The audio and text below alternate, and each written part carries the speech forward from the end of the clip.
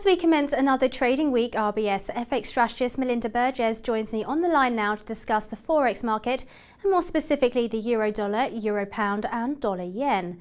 Melinda, hi.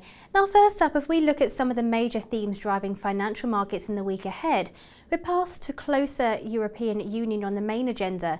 In terms of expectations in previous summits, if they're anything to go by, are you really expecting much from this week's EU summit? No, I think we're not really expecting much. I mean, I think certainly the market's going to be watching out for any more clarity over possible moves in terms of closer fiscal union and also closer banking union as well. And also around the nature of the conditionality that would be attached to any additional support measures. But I think given the fact that past summits have disappointed, we don't really think that we will get much in the way of positive developments and shouldn't really change the sort of neutral to risk-off tone that we're seeing in the market at the moment. Given the current market sentiment, what kind of range are you expecting to see from the euro-dollar in the coming months and over a longer time scale of, say, 12 months? What do you think is going to be driving this pair? We just revised our forecast, so we've got an end of Q3 number for this year of 129 for euro-dollar, and then 127 by the end of the year, and then a falling for euro-dollar to end Q4 next year at 120. We've obviously had the outcome of the Greek election, and that's bought some time in terms of the negotiating process. And we're starting to hear some softening from Germany as well on their stance towards joining in the efforts to stimulate Eurozone growth. We're also seeing some significant short euro positioning that's continuing to limit euro declines at the moment. So we think that there is a risk of a rebound here for the euro in the very near term, but we think that there will still be eurozone problems, and the structural nature of the problems in the region will mean that we are likely to see fears of the eurozone resurfacing and capital flight from the eurozone likely to be weakening the euro going forward. Turning to the US, we do remain concerned that the recent dollar gains that we've seen may well be unable to persist in the second half of this year. FOMC wasn't as aggressive this month as many have been expecting, but we think they're probably waiting, and we do expect them to do more QE. What about euro-pound? The markets are already pricing in more quantitative easing from the Bank of England, and the ECB's decision at the end of last week to ease collateral rules has also triggered some speculation of another LTRO. What's your consensus at RBS, and where to now from here for the euro-pound? Certainly, obviously, the Bank of England, we are thinking that they will do more QE, probably as early as the next meeting, in light of the Bank of England minutes that we heard last week. We also heard that the Bank of England and the Treasury have announced a series of credit easing measures as well.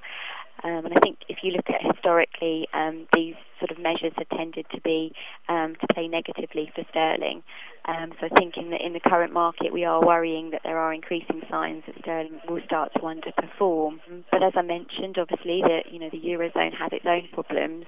There is likely to be more easing from the ECB, possibly in terms of the policy rate, and also the potential for another LTRO. So I think euro sterling continuing to be a bit of a battle between euros and sterling. And so looking for euro sterling to be around 82 by the end of this year, and then falling next year to finish the year around 79. And finally, Melinda, moving on to the dollar yen, the US dollar has continued to extend its gains against the Japanese yen, although today it has dipped below the 80 level. The Japanese yen is also advancing against other major counterparts as, just like the US dollar, demand for safe haven currencies continues. What's in store for this pair going forward? As you said, we've seen the yen finding some support, and I think that's coming at a time when there's a diminishing pool of safe haven currencies in FX markets at the moment. And this is coming despite Japan's deteriorating external and internal fundamental position.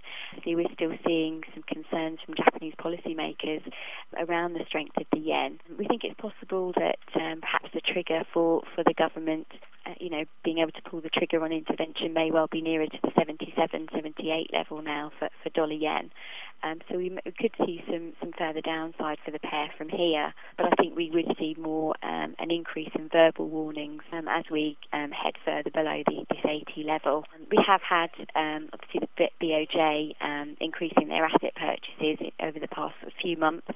I think this implementation of this plan may well play negative for the yen, certainly until the Fed decides to pull the trigger on its own asset purchases. While we do think there may well be some upside here for the yen in the near term, I think our medium-term outlook is really for one of yen weakness. We've got a weak fiscal position in Japan, deteriorating trade balance, a narrower current account surplus, and obviously also the government policy aimed at weakening the yen. So in terms of our actual forecasts, we've got an 82 level flat up until sort of the middle of next year, really, and then a gradual increase. Melinda, thank you very much for sharing some of your latest FX projections on Dukascopy TV. A pleasure speaking to you. Now, coming up during the week, we will have more editions of Target and Focus, but in the meantime, today there is a press review of my colleague Natalie MacDonald discussing the BRIC currencies. Goodbye for now.